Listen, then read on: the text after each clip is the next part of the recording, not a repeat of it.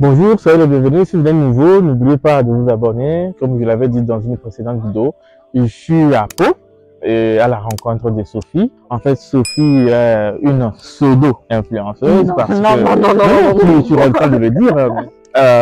C'est une pseudo-influenceuse parce pourquoi je le dis? Parce qu'elle a une grande communauté sur les réseaux. Je peux dire aujourd'hui le réseau qui est le plus à notre portée, TikTok.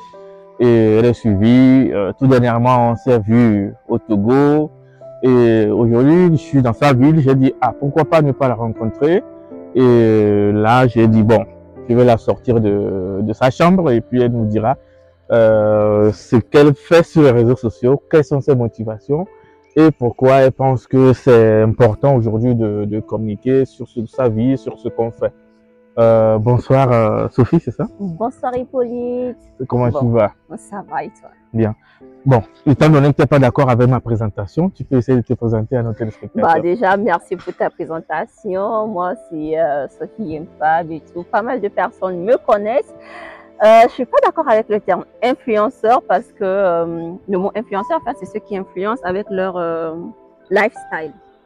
Et moi, sur mes contenus, je m'arrange quand même à ne pas publier des trucs, je vais dire, personnels ou tout ce qui concerne en fait ma vie privée. Oui. Donc, ce sont des choses que je ne partage pas. Donc, effectivement, je ne suis pas influenceuse. Juste une personne qui partage un peu de ce qu'elle a ou un peu de ce qu'elle est.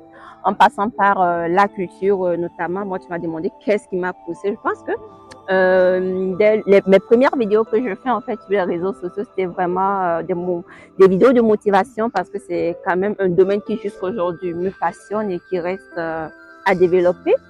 Mais une fois, je fais en fait des vidéos sur des sons MOBA qui marchent. Je me dis, attends, en fait, il y a une communauté qui a besoin de se reconnaître en quelqu'un. Et là, en fait, je porte finalement le chapeau de cette personne-là qui met en avant sa culture, qui met en avant ce qu'elle est. Parce qu'en fait, quand on regarde sur les réseaux, on se rend compte qu'au Togo, il y a des gens qui font des vidéos en éveil, en cabier et qui ont une grande communauté en fait avec qui ils partagent. Pourquoi pas en fait les MOBA? Parce qu'on reste aussi quand même une communauté à part entière. Oui. Et c'est de là en fait que je me dis, bon ok, je vais essayer de faire quelque chose sans vraiment m'attendre à ce que ça ait de l'ampleur ou de l'impact. Et jusqu'à ce qu'il y a quelques semaines, je me suis rendu compte en fait de l'impact que ce que je faisais, tu vois. Donc aujourd'hui, c'est quand même une motivation parce qu'il y a plein de personnes qui m'ont vu et qui m'ont dit on aime bien tes contenus. Je sais quand même à chaque fois de mettre un petit résumé en français ou un petit message en fait que j'aurais bien aimé véhiculer par une vidéo, mais quand même le message reste, ça passe et voilà un peu. Oui, c'est très intéressant ce que tu dis. Hein. Moi, je me dis que nous sommes dans un monde, effectivement, tout comme toi, hein, qu'il faut communiquer. Mais je reviens sur ta question, sur ta réponse par rapport à être influenceur. Moi, je pense que toute personne peut être influenceur parce que je me rappelle, il y a quelques années, j'avais interviewé Alex par rapport à sa casquette d'influenceur. Est influenceur tout le monde, mais je pense que c'est par rapport à ce qu'on dégage, à la thématique qu'on aborde, qu'on est vraiment influenceur. Mais on peut aussi être un mauvais influenceur parce que ce qu'on dit, si les naïfs veulent y croire, ils y croient et ils empruntent le même chemin, sauf que ça n'amène pas toujours à bon port. Et je me dis que tout le monde est influenceur en fait. À l'ère du numérique, où tout le monde aujourd'hui avec son smartphone peut faire une vidéo, on peut être influenceur, c'est facile d'être influenceur, mais je pense que ce qui distingue les influenceurs, c'est l'originalité de la création, c'est la thématique abordée. Rien ne sert une vidéo qui n'a pas une thématique sérieuse. Ça sert à rien. Les gens vont peut-être vous suivre parce que nous sommes aujourd'hui dans un monde de toutes les banalités, mais je pense que c'est la chose la plus importante, c'est ça, c'est de partager. Et du coup, tu peux nous parler de tes projets futurs. C'est quoi l'objectif concrètement? Faire valoriser la culture de chez toi ou motiver pour un but donné? Et tout à la fois. Tout à la fois parce que je pars du principe où déjà à la base de mon jeune âge, devenir journaliste, c'était un peu mon rêve d'enfant et tout. Bien qu'aujourd'hui je ne sois pas dans le journalisme ou dans la littérature, rien n'empêche l'autre. Et aujourd'hui, je commence pas à bâtir quelque chose. Je commence en fait par me rendre compte en fait que ça prend de l'ampleur. Ma communauté grandit petit à petit. Je suis en train de bâtir, si tu veux, un lien avec cette communauté-là. Et on ne devrait pas s'arrêter seulement qu'à des contenus comiques. Oui. Aujourd'hui, par rapport à mes études, j'ai pas trop le temps de faire des contenus, je vais dire, bien travaillés et tout ça. Mais ça viendra effectivement parce que moi, je suis une grande passionnée sur, tu veux, de la femme battante, de la femme indépendante et aussi de la femme de valeur. Et je pense que c'est ce que j'ai envie de dégager. J'ai envie d'être ce genre de modèle ou ce genre de personne qui en fait amène aussi les autres femmes de sa communauté à se dire je suis capable, je peux le faire. Donc effectivement, d'ici quelques mois, quelques années, mes contenus vont également évoluer beaucoup plus vers la motivation féminine surtout, Non. parce qu'on a beaucoup à apporter si tu veux. Oui. Donc si je comprends bien, tu veux devenir coach. Devenir coach, ce sera pas le terme. Devenir coach, ce sera pas le terme parce que je veux juste être une personne qui partage ses idéologies. Je ne suis pas là pour conseiller parce que je n'ai pas cette formation ou cette qualité, mais quand même donner ma réflexion, partager si tu veux mon expérience et recueillir Oui, mais également sauf que ton expérience n'est pas l'expérience de tout le monde. Effectivement. C'est pour ça que je ne suis pas coach, parce que mon expérience n'est pas l'expérience de tout le monde et que je parle de ce que je connais, de ce que j'ai vécu, de ce que j'aurais vécu à ces moments-là. Pas pour dire aux gens, c'est ce qu'il faut faire, mais effectivement pour partager parce que ça pourra édifier plus d'un et ça pourra permettre également à beaucoup de personnes qui sont en manque de motivation ou qui n'ont pas en fait la force de se dire je peux le faire, de se dire que bon, si telle personne elle a quitté de tel point A à un point B, ça veut dire que moi je peux quitter en fait d'un point B à un point C en fait. Oui, mais il va falloir déjà franchir l'étape de 2 points A. Il y en a qui sont toujours au point mort, qui ont l'impression que leur vie n'évolue pas et que il faut que je ressemble à Sophie ou bien à Yempab, j'en sais quoi d'autre. Mais non. Alors que la vie, c'est des escaliers qu'il faut franchir petit à petit. C'est pour ça que je n'aime pas trop le terme influenceur parce qu'on a trop l'habitude de les influenceurs, si tu veux, de montrer les bons côtés de leur vie sans montrer les mauvais. Ouais. Alors que moi, en fait, c'est plutôt un objectif de partage en toute objectivité. Oui. En se disant, je montre ce qui a bien marché, ce qui n'a pas bien marché, en fait.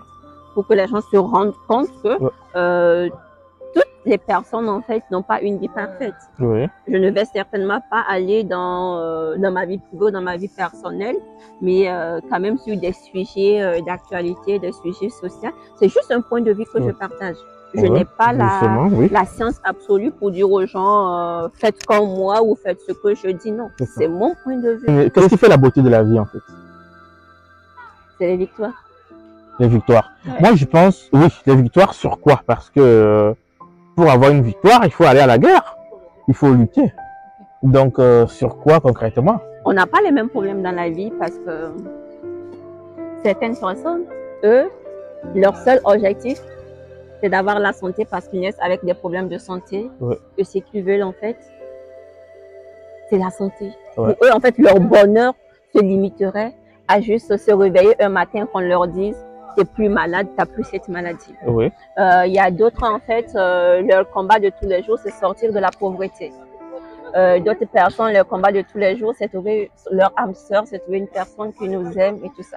Ou pour d'autres personnes, par exemple, le combat de tous les jours, c'est de pouvoir enfanter, généralement pour les femmes. Donc, on n'a pas les mêmes problèmes, chacun à son niveau. Oui. Mais lorsqu'on arrive, si tu veux, à sortir d'une situation, on ne sait pas en fait ce que demain nous réserve. Mais là, aujourd'hui, on est heureux d'avoir remporté en fait cette victoire sur cette situation qui s'est présentée aujourd'hui. Donc, on peut ici dire que la beauté de la vie, c'est les victoires, comme tu l'as dit. Ou bien, moi j'aurais dit, la beauté de la vie sont les problèmes. Parce que une vie n'est pas faite de façon linéaire. Il faut que de temps en temps, qu'on monte, qu'on descende. Et pour qu'elle soit belle, il faut descendre et lutter pour monter. Et là, tout de suite, on se rend compte d'avoir triomphé de quelque chose. Donc, si la chute, l'échec n'était pas important, on n'aurait pas connu la valeur de la réussite, du succès. Donc moi je pense que, c'est mon point de vue, hein.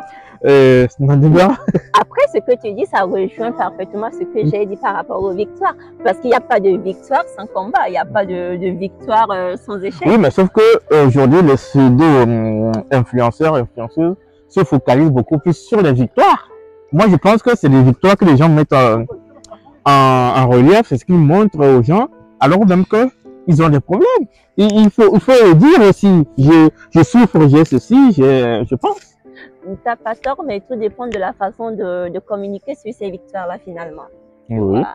Parce que venir dire à une personne qui est déjà en détresse, lui exposer en fait une situation encore plus déprimante que celle qu'elle est en train de vivre, ne va pas l'encourager ou la montrer à porter. Je comprends maintenant pourquoi les télé-réalités ont vraiment un grand succès auprès du public.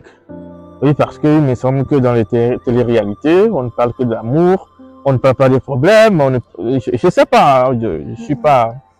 Bon, je suis pas trop fan de la télé, je regarde peu les télé-réalités en tout cas. Mais c'est vrai qu'ils ciblent en fait des thématiques qui plaisent aux gens. Ouais. Tu vois. Oui. Si tu viens mettre en fait deux thématiques sur le tapis, entre par exemple comment vivre dans la richesse et comment vivre dans la pauvreté, tu auras plus en fait de personnes qui vont regarder en fait la vidéo qui porte sur la richesse que sur celle qui porte sur la pauvreté. Oui. Donc maintenant, c'est en fait la façon de communiquer de comment vivre dans la richesse pour expliquer aux gens en fait que parfois, ça quitte de la pauvreté à la richesse. Mais quand tu te mets en fait dans le bain direct sur la pauvreté, mais personne ne va te suivre. Oui, personne. Mais sauf que c'est la réalité. C'est ça la question. J'ai l'impression que les gens confondent vérité et réalité. La réalité est là, le quotidien de tout le monde est là, tout le monde sait comment il souffre. Moi, j'ai toujours dit quelque chose, ça va te faire rire, j'ai toujours dit, chacun sait ce qu'il fait sous sa douche. Parce que le côté intime de chacun, il veut garder tout pour lui tout seul. Mais lorsqu'il y a autrui, on veut montrer un autre moi. Moi, je pense que on a un moi et un moi. Il y a toi, il y a une femme que je connais, et toi, encore, il y a une femme qu'on connaît sur les réseaux. Qu'on connaît sur les réseaux. Et toi, il y a pas sur autre chose. Oui. Mais sauf que les gens, c'est qu'ils ne présentent pas eux leur propre moi en fait. Et c'est ce que je dénonce. Je trouve ça déplorable qu'on ne vante que ce qui est bien, qu'on ne montre que ce qui est joli, alors même qu'on est tous conscients qu'il y a des choses qui sont pas jolies. Pourquoi pas ne pas montrer aussi? Ben, ça rentre en fait dans le cadre de l'intimité, comme tu l'as dit. Bon, imagine-toi que je prenne ma vidéo sur ma chaîne et que bon, je me mette à pleurer ou à raconter mon goût. Le premier truc en fait que je vais recevoir, c'est les membres de ma famille qui vont m'appeler direct. Les réseaux sociaux aujourd'hui, je pense qu'à un moment donné, il faut des freins. Mais merci à toi de répondre à nos questions. Je sais pas comment ça se passe ici à Pau. Tu as une communauté où tu es beaucoup plus connu de ta communauté togolaise ou avec les autres habitants ici. Bon, c'est toujours pas facile hein, quand on quitte son pays, qu'on arrive. L'intégration, je sais que tu es là il y a quelques années maintenant. Bon, pour les jeunes qui sont au Togo, qui veulent se lancer, parce qu'aujourd'hui, tellement la liberté des réseaux sociaux est donnée à tout le monde. Tout le monde avait, comme je l'ai précédemment dit, avec son smartphone, on veut faire quelque chose. Quel conseil aurais-tu à donner aux jeunes qui veulent se lancer sur les réseaux? Moi, je n'aurais peut-être qu'un seul conseil, c'est que c'est valable pour les réseaux sociaux, pour toute chose dans la vie, c'est que quand tu veux faire quelque chose, assure-toi que ce soit utile. Ouais. Ça ne sert à rien de faire une chose ou de se mettre en fait sur les réseaux si c'est pour faire quelque chose qui entrave nos valeurs, quelque chose qui ne nous honore pas déjà en tant que personne, effectivement. Ou c'est un peu comme tu vois quand je vois certains de mes jeunes sœurs se mettre nues sur les réseaux, que sur les réseaux et tout. Bah ça c'est notre débat. Hein. Oui, c'est notre débat, mais est-ce que c'est utile? Bah je sais pas si elles gagnent de l'argent, hein, c'est juste ça utile. Hein. Moi qu'est-ce que je pourrais dire? Ben après les valeurs ne se discutent pas. Donc, mais quand même, il est quand même important de rappeler que tout ce qu'on fait sur les réseaux sociaux, on peut être poursuivi par la loi pour ça. Ne jamais oublier, on peut se retrouver menotté quelque part là-bas, mais quand même toujours se poser la question par rapport à l'utilité de ce qu'on est en train de faire. Et si tes valeurs à toi correspondent en fait à ce que tu es en train de faire, moi je vais pas juger, je vais pas jouer au juge, quoi. C'est ça. Bon, en tout cas, merci à toi. On va encore rappeler aux téléspectateurs, pour ceux qui ne sont toujours pas abonnés, n'hésitez pas à le faire. Abonnez-vous.